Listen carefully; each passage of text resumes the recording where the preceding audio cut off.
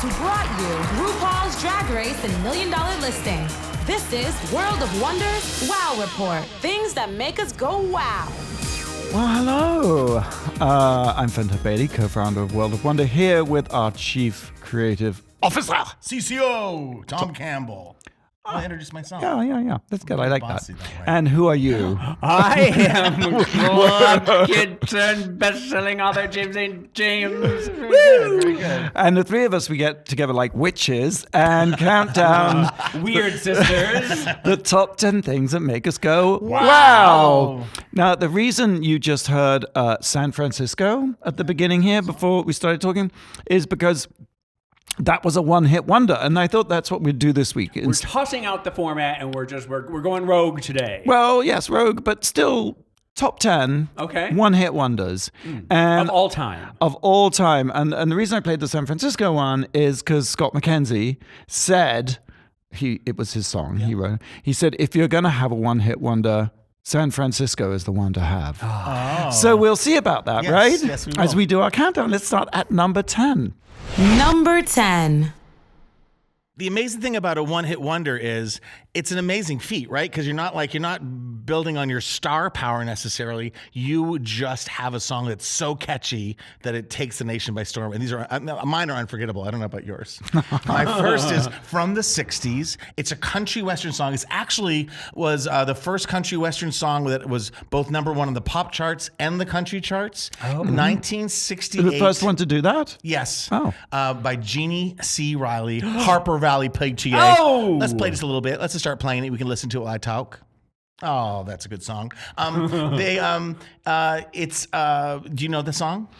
I thought I didn't, but I heard you playing it earlier. And I guess Earworm. I do. It's one of those story songs. It tells a story. And I love a story song. Now it's written by Tom T. Hall, who he had some hits in the 70s like I love little baby trucks, I love pickup that, trucks, yeah. slow moving trains and rain. And he admits that he stole the melody from another huge hit, Bobby Gentry's "Ode to Billy Joe." I was going to say it sounds sort of similar, doesn't it? And that's one of the other big famous story which was songs. a year before this. That is an interesting thing because I've noticed a number of these one-hit wonders, reading up about them, they have the same song as something else. Now that is maybe the key to a one-hit wonder, is rip off someone else's song. My third song is something that was ripped off from something else. So we'll be getting to that too. Yes, she won a Grammy for it. But if you don't know the song, you're hearing it now. But it was kind of defiant because first in the 60s, 67, 68, country music and pop music was really diverse, and the pop, the top 40 chart had country songs and soul songs and pop It had Igor songs. May and Steve Warren. Yes. It had like Dean Martin. And so it was shocking, but this everything. popped to the top. And even though there were a lot of Loretta Lynn and Tammy Wynette and a lot of great country singers in the 60s with classic songs, they were all still playing it kind of country.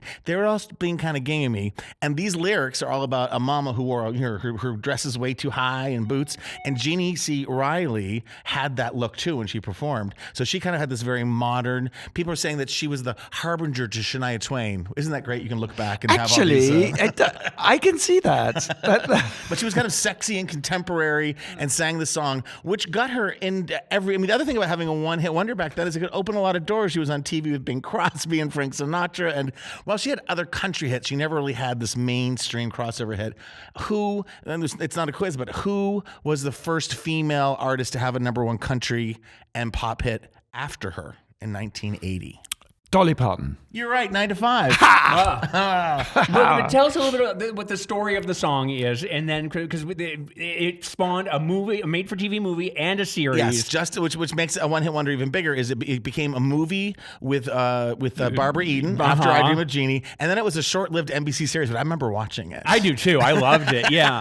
But it's I always joke that I have a lot of one-hit wonders. I started buying records in the early 70s, and it was like the night the lights went out in Georgia, and somebody always died in them. No one dies in this, but a girl comes home from school. She's got a letter from Harper Valley PTA, and it says that Mrs. Johnson's wearing her dresses way too high, and so she gets outraged and she goes to this PTA meeting that they just happened meeting that afternoon, and she takes them all down and she talks to each of she brings up all of the skeletons in foibles, all of their closets. That so and so doesn't pull her shades down at night, and when Mrs. when Mr. Johnson's away, Mrs. Johnson sure goes through a lot of ice. You know, which is so Southern and so kind of like, bless her heart. So it had mini skirts, which was huge. It also, the closing lines are, and she says, her closing argument to the PTA is, this is all one Peyton Place, and you're all Harper Valley hypocrites, which was just, Peyton Place was a huge pop culture soap opera of the time, which again was kind of interesting. The country wasn't so, we were one nation. We could actually reference the same things. I didn't get past the twanginess to understand it was an acerbic commentary on the my times. gosh. It really was. It was a bitchy song, and it was scandalized. It was scandalized. I remember my mother being scandalized by progressive. It. Yes. And the weird thing that always threw me is it was clearly a song from 1968. Her hair, the references to go-go boots. She looks like Nancy Sinatra. Yes. Is what she reminds me of. But nobody wore clothes like that until 1968. And the last verse is you realize that the whole song has been sung by her daughter. And she goes, I'll never forget it, the day my mama socked it to the Harper Valley PTA. And I was, first of all, Sock It To is a reference from Laugh-In. Yeah. So Laugh-In was an edgy comedy show. Peyton Place was a mainstream. And here's a country artist who referencing pop culture in a way that country hadn't really done yet. Yes, and we don't really, we're so separate nations, so it was all together then. And but it always confused me because I thought, well, is this song from the future? Because if Jeannie C. Riley, who is 30 years old, is singing it. Do you see how, I was 5 years old having an existential breakdown. How is she having 60s miniskirts in the 50s? The day my mama socked it to. Yeah. There are some problems. It's a little problematic. Must have been made by aliens or something. I had a problem that at 5, I was kind of like, wait, I don't quite. Why would she be in miniskirts? It's that eye for detail that explains your success. Today it makes sense. On the Barbie Eden thing, 7 years you could look back. A pen broke on my hand, for those of you not watching. Oh, Ben? I thought it was a blackberry. I'm eating blackberries, so I'm spotted. I'm spotted. Harper Valley PTA went all the way to number 1 on the Billboard Hot 100. It did indeed. James, number 9 of the top 10 one-hit wonders. Yeah, I have to remind myself what we're doing here. Okay. Number 9. Picture it, 1979.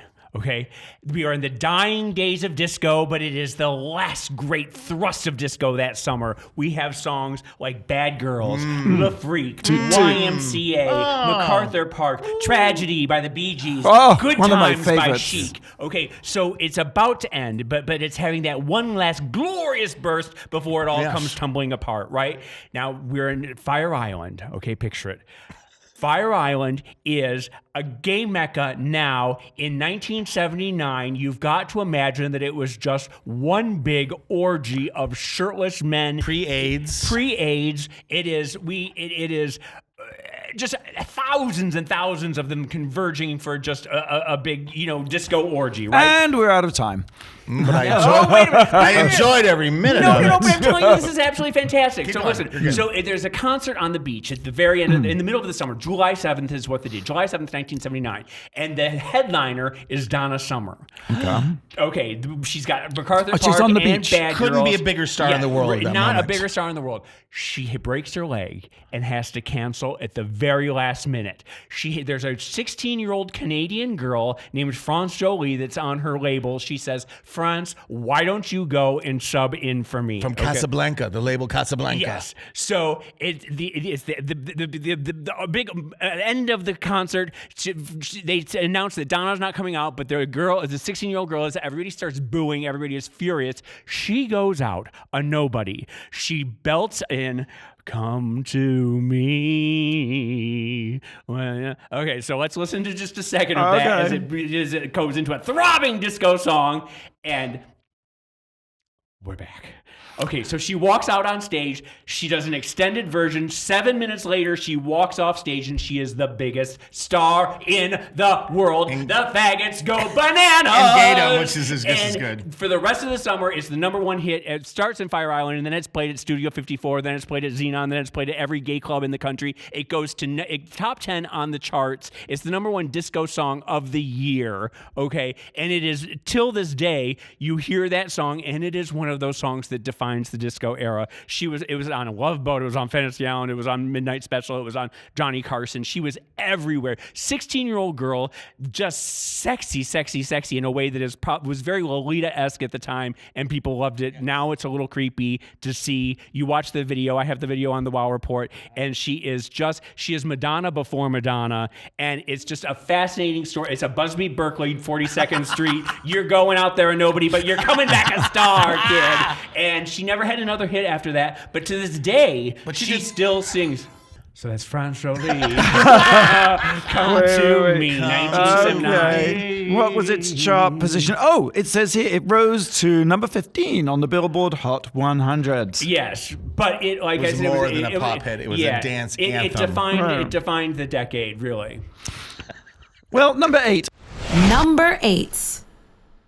I was going to do, for my number 8 one-hit wonder, I was going to do Pop Music by Am. A good song. But we were talking about this, like what our top one-hit wonders would be, and I was looking at, there's no backstory. There's nothing to say about it at all. And you said to me, I know, but you said to me, James, you said, I think you should go away and rethink it. So I did, because you needed a one-hit wonder with a backstory. So, okay, here it is. Let's take a listen. Now, I know what you're thinking, James. You're thinking, that wasn't a hit. What is that? I'll tell you what that is. That is the Fabulous Pop-Tarts singing New York City Beat. I love New York City Beat. You would be right. It was not a hit, at least initially. So this was one of the first songs that Randy and I, who are the Pop-Tarts, were the Pop-Tarts. I should just clarify. The Fabulous Pop-Tarts? We started as the Pop-Tarts, and then it was the 80s, needed to big everything up. So we became the Fabulous Pop-Tarts. Okay, good to know. And we wrote New York City Beat. We did a concert that night at Danceteria, and People magazine were coming. And so we really needed something, so we quickly wrote the song. We wrote it so quickly that when we performed it, we could not remember the lyrics. Even though it's just like uptown, downtown, turn the beat around town, hip-hop and bebop, there's no stopping to the sound of a New York City Beat. Hey! We couldn't remember the words. Might have been too many cocktails at Congo Bills or something. So and actually, if you go back to People magazine, I believe in 1985, or 1986, because I can't quite remember the year, there is a picture of me and Randy in brocade togas that had been made. I remember the video where you're wandering around and Randy looks like Jesus. Yes. We're wondering that the video was a slightly different vibe, and we were wandering around New York. Yes. And you also on the cover of New Music Express, NME. Yes, we had our moment, but New York City Beat was not our hit. So then, that wasn't a hit, so I guess we're moving. Wait a minute. There's a twist. There's a twist. Because 25 years later, I am lying in bed, and as a trailer comes on for the movie The Zohan, an Adam Sandler movie about a hairdresser turned terrorist. Also, I never saw the movie. I'm listening to this trailer, and I'm like, that's our song. That's New York City Beat is in the trailer. What? And I thought maybe it just had a couple of too many glasses, Chardonnay. And then, to be honest, you hear that song always. On the time you turn on the radio, you hear Lady Gaga, and you think it's a bathroom. And then, like a few weeks later, Ruth said, that song of yours, New York City Beat, is I hear it in the gym all the time. And I'm like, WTF? Long story short, Armand Van Helden released a song called NYC Beat.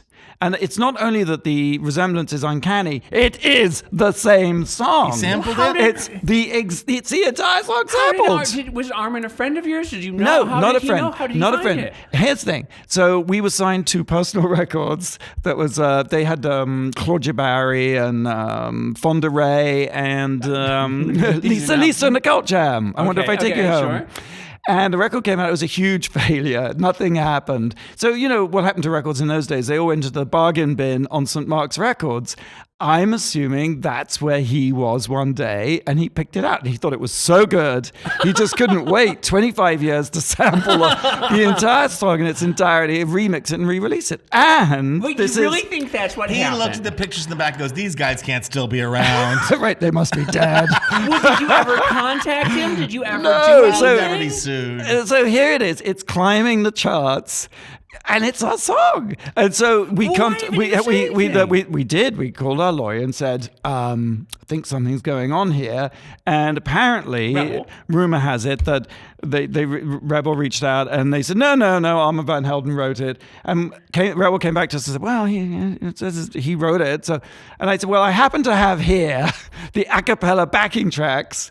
And I sent them, and it's a match. Yeah. So long story short, Pop Tarts did have a hit, a one-hit wonder. Did you- New York City You got beat. some money? Did you get money? Got a lot of money. Really? Yeah, so I Who have knew to the say. Zohan soundtrack sold so much? Well, that was a huge amount of a piece of it too. Like there was the Zohan soundtrack and the fact that it reached number 22 in the UK chart. I think that's a hit, right? Absolutely. Wait, you Yeah. reached number 2 or Armin 22. did? Armand did. Van Helden did, Oh. yes. Bless him. Love him. I don't know if he loves us, but I'm sure he's got...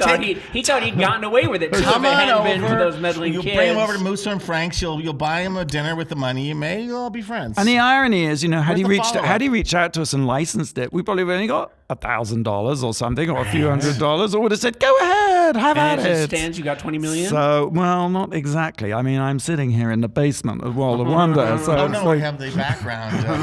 Oh, that's right. Going by Right. us. I'm Magic. sitting in the window of Green World of screen Wonder on Hollywood magic. Boulevard. So it all So- did pay off in the end, didn't it? It kind of did. So that's our one hit I would like wonder. to take you off this list. I'd like you to call Armin and come up with another hit. So I that would we- love Well, that. you have another hit. Money, success, fame, glamour. Oh, it's too modest to mention that, James. Well, we have to take a quick break. Rule breaker. Trivia question. But first, before the question, I'd like to invite you all to RuPaul's DragCon New York City, September 28th, 29th, and 30th at the Javits Center. Coming right up. And why? Because I can reveal that this will feature the first reunion of Randy and Bennett as the Pop-Tarts performing. No. No, I'm No. joking. It's a lie. No, that was more like no. But Trixie and Katya will be Yes. reuniting. Reunion of Trixie and Katya. It is reunited, and it will feel so good. Take your. Okay, so what's the question, Blake? Where's the question at? Question. Somewhere here in the papers. Question, blank page. Blank page. Go to the next page. Maybe it's there. No. Oh, here we go. Okay, so before we take a break, sorry, I'm so excited about telling that story. I can't quite get the You words were out. The poor man's tears for fears, as I always say. The thinking man's tears for fears. I always say. I thought we were the gayer version of the Pet Shop Boys. How is that possible? Pet Shop Boys for deaf people. Okay, so I was going to talk about lip sync, right? And Funky Town. That was going to be my good one. one-hit wonder. So, but that's the trivia question: is lip sync had only one big hit, Funky Town? Yeah. What other one-hit band had a hit with the same song? Oh, I remember. You're listening to Radio Andy on the Wow Report, SiriusXM. You're listening to World of Wonders Wow Report. We're back. We are counting down this week the top 10 one-hit wonders that make us go, wow. And we just took a break. And before the break, the question was, Lips Inc. had only one big hit. They were a one-hit wonder, Funky Town. And what an amazing song. I love it. What other one-hit wonder band had a hit with the same song? So it's a cover version of Funky Town. God, when you say it, I'm going to totally remember, but I'm not. I'm gonna pull out of nowhere and say Menudo. I'm going to say Limp Bizkit. Who was that guy, Henry Rollins, Black Flag? He covered Funky Town with Rue, in a duet with Rue. But that's not what you're talking about here. No, because... Answer is? yeah, what's the answer, Blake? The answer is Australian band Pseudo Echo. Oh, I remember Pseudo Echo. Was it the 90s? No, it was 86. They hit number 6. Huh. I'm gonna say that nothing beats the original. And it's a cover version then, is it? Yeah, it's a cover. Mhm. Oh, I knew. Okay. It was featured in Revenge of the Nerds 2, Nerds in Paradise. That was a good one. Gotta get through that first one, but the second one was great. Yeah. All right, Tom. One hit wonders, number 7. Number 7. One of the joys in my humble life is listening to Sirius Radio, and we're barely on it, but I love listening to Channel 54, which is Studio 54, and they play Fran Joli, and they just play songs in the long versions, and there's something about the 70s. Wait, and was disco. I wrong? Is it Fran Joli? And I kept saying France because it's spelled France. You just called her Fran Joli. Oh, I'm so bad with names. Never trust me. Okay. And I was hoping people would just put the S in there. But I heard a song before we came up with this theme that stuck with me, and I've listened to it a lot. It's an earworm. More, more, more. How do you like it? How do you like it? More, more, more. And the great thing about disco songs is they say so little. You know, there's not a lot of lyrics, but they're so uplifting, and the groove, it just all comes together. And you know a little bit about the artist, which is the Andrea True connection. And I did a little bit of my research. I knew this, but I had to refresh my memory because this is one of the top one-hit wonders of all time. Because Andrea True was an American porno actress and singer in the disco area. And she had like lots of names. I don't know if it's because Inger Kissen, Sandra Lips, Andrew Travis, Catherine Warren. She moved to New York when she was like 18 from like a small town. She was a Catholic girl, aren't they always? And she actually had, minor success, a small role in The Way We Were. She's on her way to, obscurity. And then she became a porn. She did some stuff in Scandinavia, which sounds so 70s, right? Just a touch of porn in Scandinavia. Touch of porn, some European nudies. And then she came back and was doing hardcore porn in America. And there was this guy this businessman in Jamaica who was obsessed with her, a realtor guy. So, and she was in the porn. So he called her up, he flew her down there, and she did some commercials for him. But there was something with the government at that time, I'm not going to get into it. There was somebody in charge who was a Castro sympathizer in America. When you earn money in Jamaica, you couldn't bring it back to America. So she was like, you know what I'll do? Entrepreneurial, Stormy Daniels of her time she was. She said, I'm going to invest this in a recording studio and lay down some tracks. And she came up in Jamaica and tracks called More, More, More. She brought them back to America. It was the old record system. She went to the studio. They worked on it. And they made this huge hit. It was with Buddha Records. Doesn't that make remember back Buddha, to the yeah. 70s? The Buddha Records. And, The Casablanca of Jamaica. And the royalties of this song, helped sustain her throughout her entire life. And if you remember, I'd forgotten this, there was a TV commercial for Honey Bunches of Oats that was more, more, more. How do you like it? How do you like it? And it's a porn star telling that she was sensational. So it's a funky groove. It's good. And love her for all of that and having all that entrepreneurial creativity. And I could just add a little detail, which is we interviewed Andrea True. That's right. When we made Inside Deep Throat, because her life was changed when she met Harry Reams, star of Deep Throat, and he got her into doing more hardcore porno, and she was in Damiano's Meatballs with Harry Reams. But anyway, she's also in Deep Throat 2, I believe. She appears in Deep Throat 2. She certainly is. Yep. Absolutely, yes. And but we interviewed her, and so Randy did the interview, and he asked her what it was like, and he said, she's talking about here, I'll just quote a little bit. She said, we stood there and listened to it. This is after they've just recorded it. And Greg and I don't know who Greg was, just looked at each other and didn't say anything. He didn't say anything. And we knew it was just fabulous. That night we went to a disco called Epiphany, of course. Yes. And fittingly enough, we asked the DJ to play it as a tape. It was a reel-to-reel. And we just listened to it and we knew it was a hit. She also said, regarding the lyrics, because Randy said, well, what are you saying with those lyrics? And she said, I didn't expect those to be the lyrics. I thought we would come to New York later and that we would put in very good lyrics that made sense.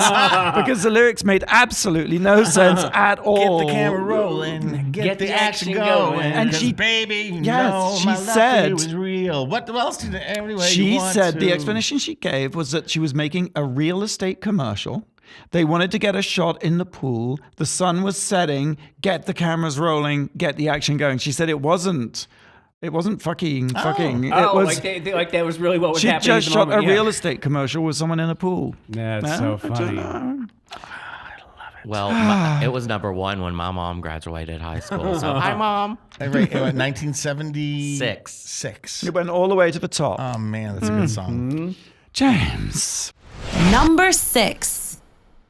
Well, my first one was set in the 70s. This one is an 80s song. And the thing about 80s songs is that they are inexplicably tied to the video, right? That's so true. Inextricably. The thing about an 80s song is that it is inextricably tied to the video. You cannot separate one from the other. It's intrinsically. Yeah, and especially in the early days, in the look of the band was so important. And then so we're going to talk about Kajagoogoo, Too Shy, Hush Hush, Eye to Eye. Okay. Now you say the look of the band. I mean, it's just him, right? No. I was watching it today. There was Kaja and Gugu. No. There was 5 of them. They were each more 80s looking than the last. And when you look at it now, the thing that jumps out at you is their hair. They have these mullets that are spiky and two-tone, and they've got rat tails with beads and things are going on, and it's like so much hairspray. Only Flock of Seagulls maybe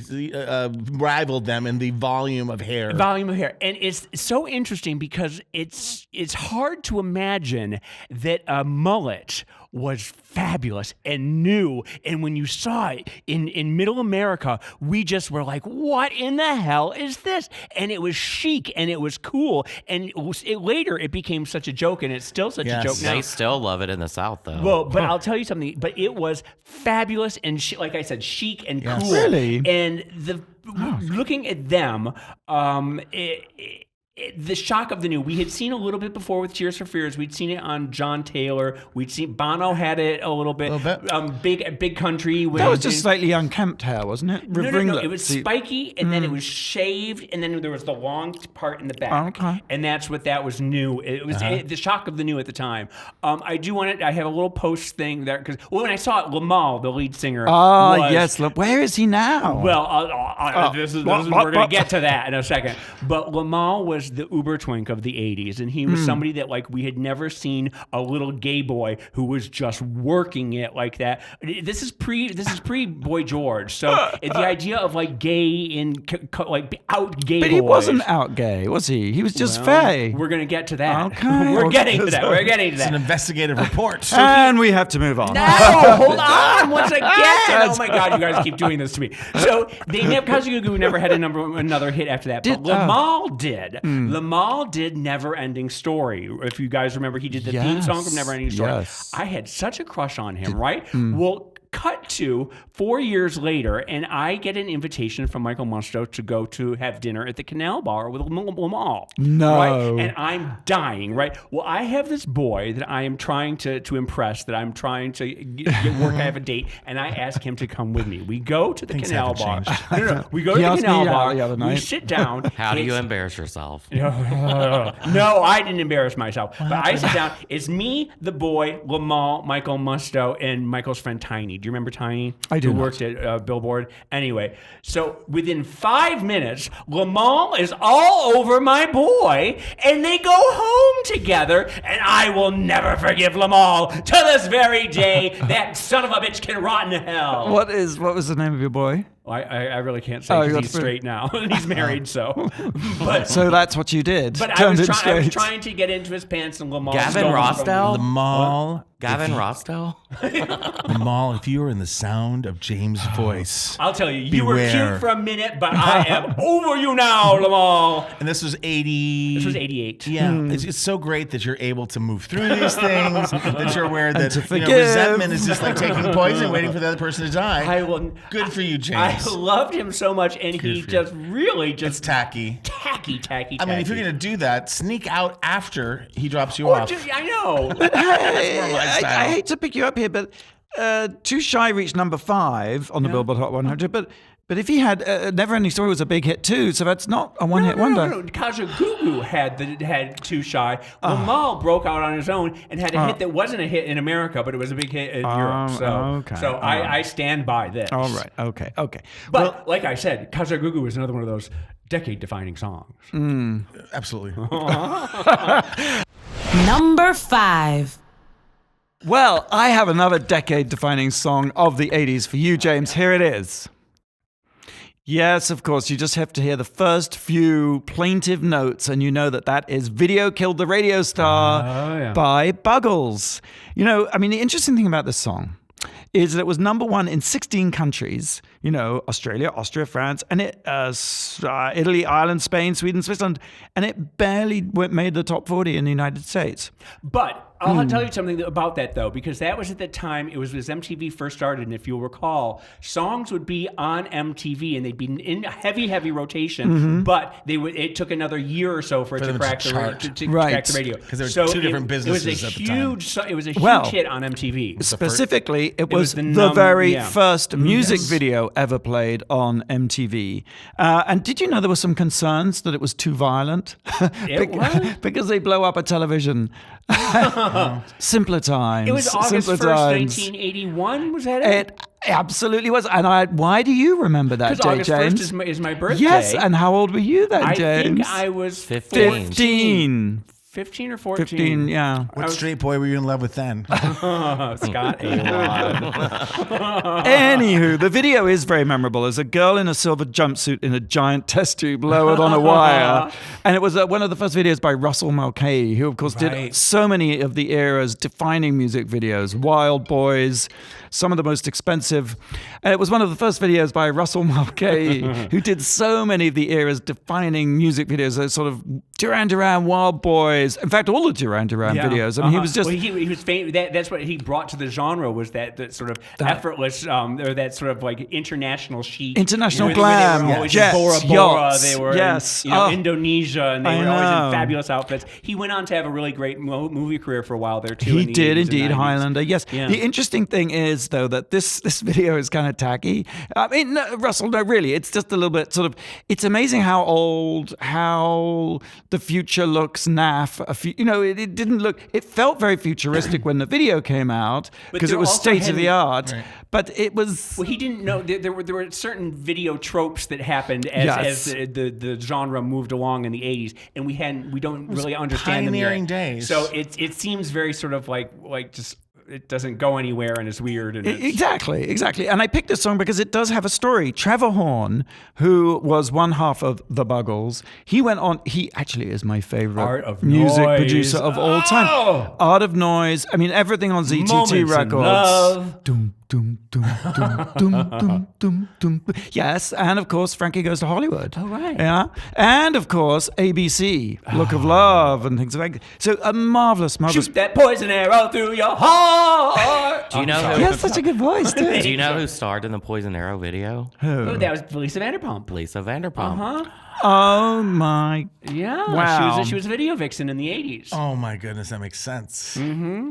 Anywho, Horn has said that the short story, and I've never heard of this, maybe you know it, The Sound Sweep, in which the title character is a mute boy vacuuming up stray music in a world without it, comes upon an opera singer hiding in a sewer. And that provided the inspiration for the song. Because he felt... It sounds like an opera 70s singer. acid trip. Come on, opera singer in a sewer. It's like It, but with music. I've never done mushrooms, so I don't know. There was a boy vacuuming up musical notes, and he comes across an opera singer. He's a mute boy, so it's a little bit Tommy, it's a little bit It. And Trevor Horn felt that an era was about to pass. And I think in a way, I feel there was a certain irony in Video Killed the Radio Star that MTV, in making it their first video, completely failed to appreciate or get. That they just sort of crassly... started off with Video Killed the Radio Star. That was a purposeful... No, they knew what they were doing. But it's just, the song itself is more poignant and more sort of nuanced. And then it's like, here's MTV, Video Killed the Radio Star. Don't you know? I'm getting like stony looks. I'm just thinking about being mute and vacuuming and sucking up opera star. I mean, that's a lot of visuals. Okay, well, that's all I got for you.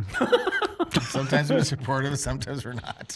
Okay, time to take a break. Cut it off. Hey, watch exclusive scripted, non-scripted, animated series featuring your favorite WoW celebrities and RuPaul's Drag Race queens on WoW Presents Plus. Only $3. Cheaper than a sack off a avocado. On podcasts, they work that stuff in a little bit smoother. I think you're getting there, but I think you need to be like, hey, James, will you wear that for only $3.99? We need to make it conversational. I can't ask James because he's not talking to me, and I know he hasn't ponied up the $3.99 a month to subscribe. Girl, you don't pay me enough to pay $3.99 a month. Seems like employees will get it for free. It's less than a punnet of blackberries. Which you provide. You notice I'm not providing blackberries, James, girl. That's the first blackberry James James has I had. know, right? First vitamin C, Rickets. Bordental body. Scurvy. Okay. Oh. Is there a trivia question? Yes, there is. This singer only had one big hit, but ultimately hit it big when he created ringtones and the technology to sell them. Who was it?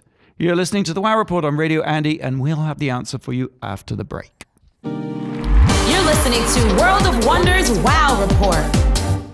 Welcome back to The Wow Report, where we're counting down the top 10 one-hit wonders that make us go, Wow.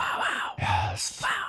So, I'm a little worried that these trivia questions are getting too obscure, and I'm having a hard time. well, let me rephrase or refresh you Yeah. what the question was. The singer only had one big hit, so it was a one-hit wonder. Martika. But ultimately hit it big, big, big when he okay. created, try to listen, ringtones and the technology to sell them. Who was it?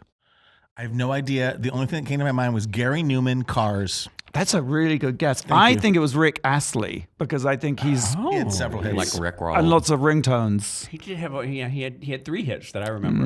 I'm gonna say it was because you had a bad day. Who is that guy? No. What was his name? Daniel Powder. I loved me some Daniel Powder, boy. Well, maybe it was Right Said Fred. It was What? technology, science. She blinded me with science. Thomas Dolby. I love Thomas Dolby. She blinded me with science. But He Thomas, technically had a few other he hits. did. Not big can't- ones. That was the big one. Yeah. Oh, But he had a second one, I remember? know for fans, but yeah, it's like what falls away and everything else is falling away. We can't even think of but it. that's like poor Corey Hart. If you remember, people only remember, Wear my but sunglasses. He had 2 other hits that were huge hits. I remember it like I was yesterday. Find the It's- millennium. I have another trivia question. In Blinded Me with Science, who's the scientist who goes, science? Albert Einstein. I want to say Gary Newman, who sang Cars.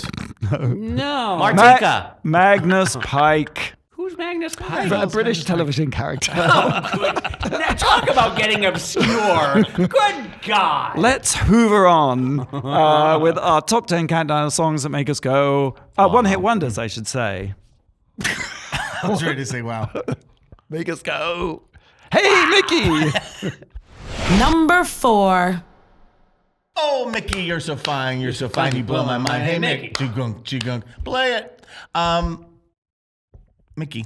Toni Basil. It is the most annoying song. I think we should do a countdown of the most annoying songs. Well, What? I could go my whole life without hearing it again. And yet, it is a song that when you do hear it, you are instantly drawn back. It's 1984 all over again? Was it 83? 82. It was 82. 82, okay. And she had a prolific career before. She was a choreographer. She was a very famous star-studded is. choreographer. Is still. Yeah, still. But like in the '60s, this is the Toni Basil who's still with us. She's been on Drag You. We're friends of hers. She's amazing. She's up there. She's probably like Jane Fonda age, 70 to 80. In fact, I saw her the other day. I saw her about a year ago at ArcLight with Bette Midler, and the two Yes. of them were just best friends. Yes, but both of teeny. them, a teeny tiny little old But ladies. Toni looks beautiful. No, look, they both look fabulous. But she is a woman of a certain age at this point. Her first gig, her first Take it out! Oh my God, she's a friend of WoW.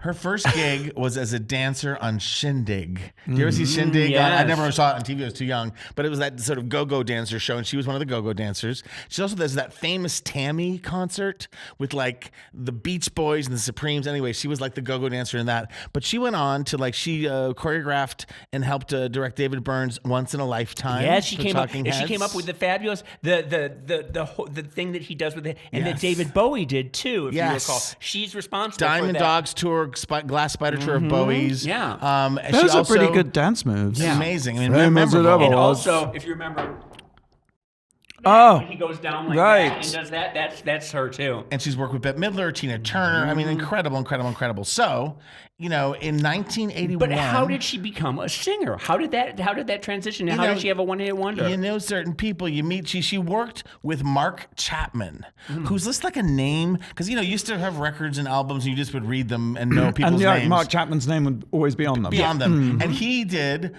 He's done over like 20 years. He's done very different things. But the ones that stuck to me was like Little Willie by The Sweet. Little Willie won't go home because you can't put Willie down. Willie won't go. Try telling everybody, but oh no, little Willie won't go home. Now that when you think of Mickey and you think of Willie, What was that cloud of dust that went up when you clapped your hands? That was my skin. My soul. I don't know. I'm disgusted. We were all died. We're all the mummies. Maybe it's the end of the world. It's the last thing we did. But that's another earworm song, as is Mickey. He also did the Ballroom Blitz, which was also by the Sweets. A ballroom blitz. Exiles, Kiss You All Over. I wanna kiss you all over. Huey Lewis and the News, Heart and Soul. Pat Benatar's Love is a Battlefield. And it is. The best skirt of the 80s. I'll tell you. If we all made skirts out of rags, if you'll remember that. Love is a Battlefield, to me, is all about the booby dance. When they finally track the guy down and the prostitutes revolt and they just shake they're all those Catherine Hamnet skirts, remember? It was just... That's something wow. So she met up with him. I guess she just made directions. But it actually was... So he wrote the song? Recorded with her. She wrote it too. Oh, okay. And like in 1981, it was released and it didn't do well.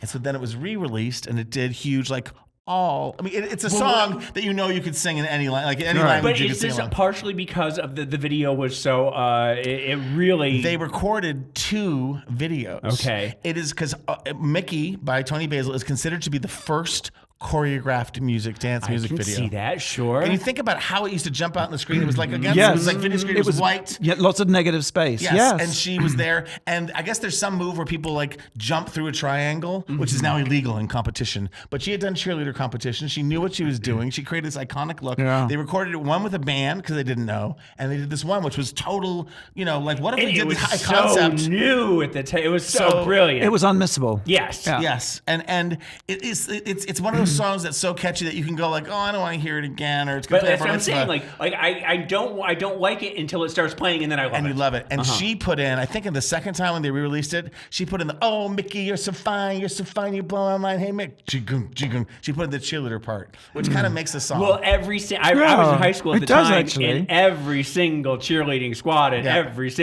all across the country was using it, and it's still to this day. And it's so hard to have any hits, any success in the music business. And I know one hit wonder sounds like a loser thing, but like what a contribution to make. Yeah. Absolutely. And I think it also speaks to like inventing the song that fits the perfect occasion, like a birthday song or a Christmas song, and I like Celebrate genius to come up with a cheerleading song. Yes, Which like Stefani or later Madonna, learned to Holiday. Use Holla back, girl, honey. I'll tell you what. Well, tell me what. Holla back, girl, Gwen Stefani. What's that celebrating? It's another cheerleading song. Okay, That's what I'm saying. It's like she learned the lesson of Mickey and used it to her advantage and made a multi-billion-dollar song. Let's make a cheerleader song. Mickey went all the way to number 1, and I think it stayed there for weeks and weeks and weeks, right? Yes, around the world. Mm-hmm. Number 3, James. Number 3. Very tragic story, this next one. Okay, I did a song from the 70s, I did one from the 80s, now one of the songs from the 90s. Once again, a decade-defining song, let me just say. You would mention nothing less. The story of Bittersweet Symphony, and it is a tragic tale that I'm going to tell you right now. I don't know much about this. Okay, it's a band called the Verve, right? And the song starts off, and it is let's listen to it. Okay.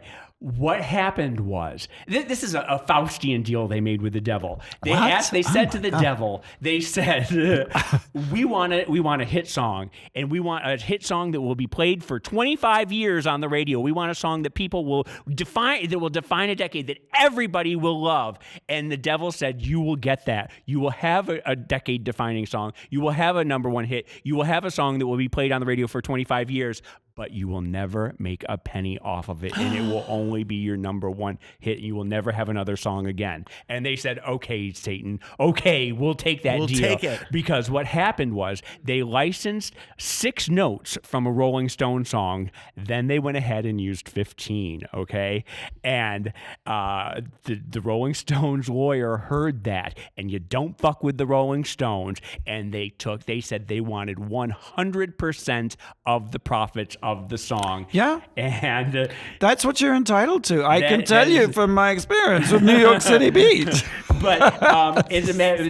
But we didn't take 100% because we felt, thank you, Armand, for making it a hit. Yeah. Right. So- 90%'s plenty. But that's not how Mick and Keith felt about it. And in fact, That's probably why they're huge hits. Exactly, and Big that's why mega they pop have all the stars money with that they do. billions, yes. But the video, the song has been called the #1 Brit pop hit of all time. Well, by, it's like, very dreary. I mean, it's a perfect British song no, for but the video, rainy if you remember, weather. he's walking through the streets of London, and and it's everything depressing. is happening about. You want to slit your wrists. No, it really is. It's a beautiful song. It's a great song. It really is a fabulous pop song if you listen to it. It is. As the millennial producer, I must agree. You know, as a matter of gagged fact, for it in high the school. It's a interesting thing, dirge. it was sampled from 1965 Andrew Goldman Orchestra symphonic recording of The Last Time, which they then, the Rolling Stones then used, the song of the same title. And the Rolling Stone song was also itself strongly inspired by This May Be the Last Time from the Staple Singers. So they were they were stealing from another song,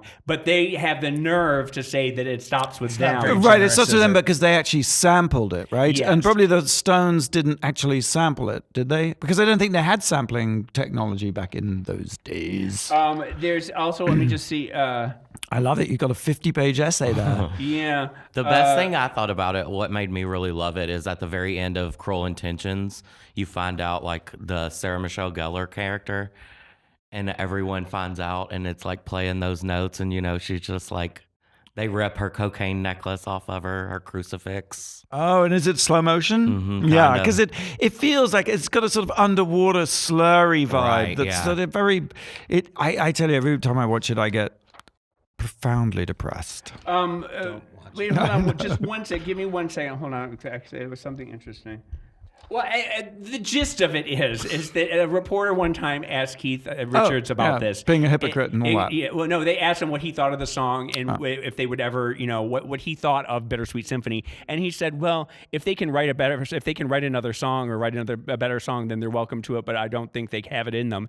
And that he really cut. Was it Richard Ashcroft is his name?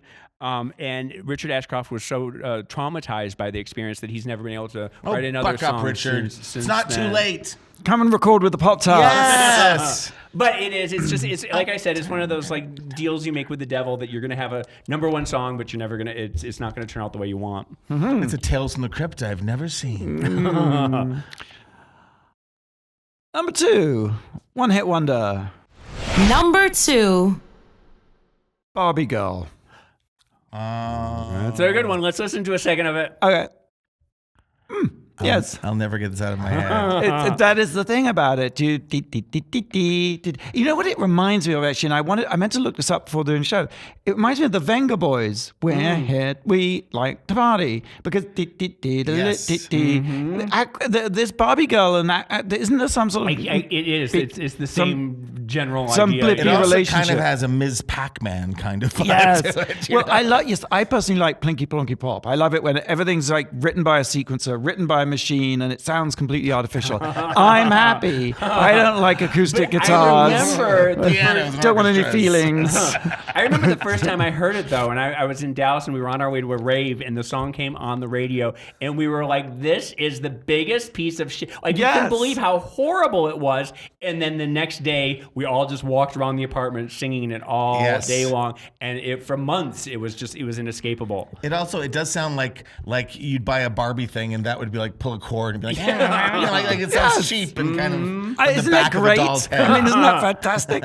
So this is what, I know the story has to have, the one-hit wonder must have a story behind it, Yeah. James, and I've got one for you. The song became the subject of a controversial lawsuit between Mattel and MCA Imagine Records. Mattel isn't one to let these things go. Mattel claimed that Barbie Girl violated their trademark and turned her into a sex object, referring to her as a blonde bimbo. So Mattel felt that they'd... I'm sort of a fair argument. I mean, right? Is it really sex No, object? because Barbie can also be a brunette bimbo or a redheaded bimbo. It's very Sound of squeaky bimbo. clean. There's not much sort of... No, she sex, isn't. No, Barbie was bodily- based on a sex doll. If you remember, we've talked about this here on the That's show. right. But Mattel doesn't want you to know that now. Yeah, the woman. Oh, who the made original, Barbie, right? yeah. Yes, but that wasn't their Barbie. But And she was sexualized in a way that other dolls had never been before. right, She was but boobs. But the and song, butts. but the song "Barbie Girl" is not a sexualizing song. Doesn't is it? turn me on. No, exactly, James. I've had sex to it many times, and I can tell Yes, you. maybe Well- you'd like to come to my place for some cocktails and Barbie Barbie girl. And Mattel was serious about this. They took their case to the Supreme Court of the United States, Really? who rejected their appeal. In fact, in 2002, a court of appeals ruled that the song was protected as a parody.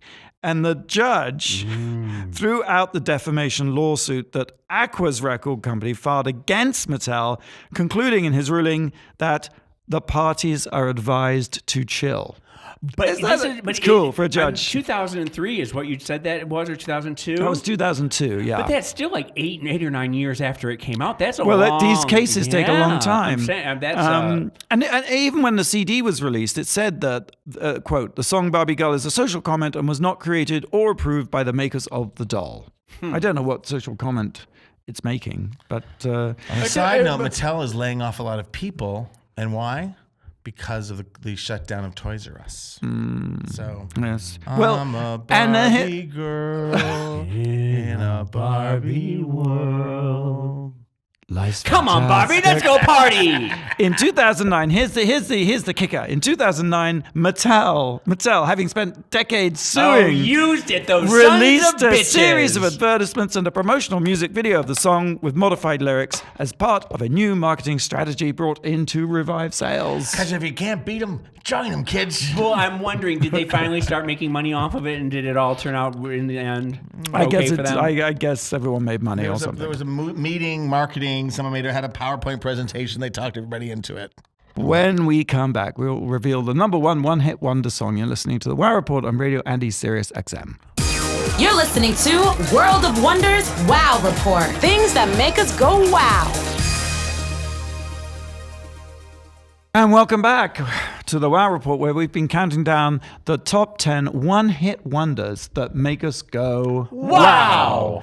So we've reached that exciting point where we revealed the number one. Number one. I know the answer to this. It's not a question, but I know the answer to it. The number one-hit wonder of all time, as revealed in VH1's Top 100 One-Hit Wonders, which was a World of Wonder produced show. I did not know that. Is... No, don't tell us, because we want to throw in our own ideas first of what our favorite ones I are. think all he the- was doing a different order. Oh. Just fire me now. Just end it all. It's the end of the week. We've reached the end of the week, James. You're like, no, it's not. It's Thursday. And if by end of the week you mean end of our rope, Okay. Well, look, I think it's always up for debate what the number one-hit wonder is. And so officially, according to VH1, it is It's the Macarena. the Macarena. best-selling one of all Yeah. time. Yeah, you know what's interesting about this is actually it makes There's nothing interesting about this. well, let I'm me sorry. try and compel you. Los Del Rio were on tour in South America, right? In March in March of 1992. Spontaneously, Antonio Romero Monge Oh, God. just recited the song's chorus on the spot when he saw a dancer performing, and he named her Madalena. Isn't that great? He went, Oh, Madalena. yes. And this is the other interesting thing. The refrain. Please, because that one wasn't interesting Is enough. this one less interesting or more interesting than As last if we thing? couldn't get higher, more interesting. Take it to the top, and let's go. We're on the edge of our seats here. I'm looking forward to hearing what these people with foreign-sounding names have to say for this song that nobody likes. The refrain musically matches that of "Tain't What You Do." Remember Bananarama? Ain't what you do, it's the way that you do it. That is exactly the same as Macarena. Oh, yeah. And no one sued, and I guess everyone made money. You want to know something else interesting about it? Yeah. It was my 14-year-old song. You know, the song that defines your life Yes. It's supposed to be It when was you're number born. one the day you were born. on your 14th birthday. 14th birthday. Yeah, that's Oh, what. well, that's James. That's why Buggles defines you, video killed the radio star. Your 14th birthday. Well, speaking of fascinating, we had trouble. Wasn't I allowed to tell my favorite number one song? Didn't we just go through this whole thing of trying to find them? I was taking responsibility for moving this forward by introducing mine, thinking that the next one would be yours. Why does it got to be Tom first? Because I was taking the initiative to pick up the dead air and try to say something that would be remotely. Now, I'm not saying at this point that the show is good at any level. I don't think we were interesting. I don't think we had interesting facts. I do think that you talked about some songs that absolutely define it. I was going to throw in number one, and that's all you. It's all you. Bring it home, baby. You know, who does the, Beyonce ends the concert, okay? You're going to end the concert, okay? But to me, it's Debbie Boone's You Lit Up My Life. She was Pat Boone's little girl, and that year that she had that song in 1977, she was on every television show that would allow a singer. Mike Douglas, AFI, Merv Griffin, Tonight Show, Dinah Shore, and she had styled in sort of like a silken bathrobe with big palazzo pants, and she had them in every color, and she would sing You Light Up My Life. You grew to hate it. It was like Feelings at one point, where it became a joke of unless you're on the second floor of 19 Highland Avenue in Newport, New Hampshire, looking at your window going, so many nights I'd sit by my window. No, it's a creepy song, but I love that Whitney covered it. It wasn't a hit because, Anyway, like I said, nothing on this show is really that interesting or good. But speaking of which, James, for that bring it home, James. Bring it home. Because one of my favorites of all time, and I can't remember the name of the song though. That's fascinating. Remember Gerardo? What was his song? What was that song? Suave. Rico Suave. I loved me some Rico Suave. But that is also in the same genre as my husband of the 80s, the man that I loved more than life itself. Kind of defined the 80s in terms of hotness. Really? Woo! I'll tell you, it did not get hotter than Vanilla Ice, Baby Boy. Sampling Bowie was the same thing as the Bowie and Freddie Mercury. And he had that famous interview where he said, it's not the same. It's not doon, doon, doon, doon, doon, doon. It's doon, doon, doon, doon, doon, doon. And people made such fun of him for that because he was being sued at the time. Yeah. And so he was trying to make this case that it wasn't the same, but it really was. It's one of those, it's a decade defining song. And according to pop culture lore, he fucked Madonna. He did, but during the sex book era. Good for her, good for him. Did he have a mullet? What was his hairstyle? It was fade, and it was a little more MC Hammer. And then he had a comeback as a interior designer on HGTV. Yeah. Uh-huh. Well, before that, he had a comeback as like one of those Limp Bizkit-ish. Like he sang like Vanilla Ice, like Ice, baby. Ska. So less squeaky clean and more sort of grungy. And more, what's the word for it, James? Rap, rock, ska, rap, metal rap, new metal rap, something like that. But anyway, finally, signs of life. Oh my God, this show just got good. Go on, new metal rap. I want to hear all about it. Well, that's all. Sometimes we bank these shows so we can go on vacation and stuff, but sometimes we bank them and we never use them. If you're listening to the show, something went very wrong. I think this is a classic of the genre. Someone found this tape. Trump, as lawyer, released it. It's being played on CNN. It's in Audible. Is it Yanni or Laurel? We don't know. We don't know what's going on. Are we saying cash or check? Thanks for tuning into the Wire Report. We're probably going to be fired right after this. Oh. Listen anytime on the Sirius Radio app or watch us on worldofwonder.net/Radio Andy. I was going to say until next time, same place, same time next week? In the meantime, go out and do something that makes the world go wow.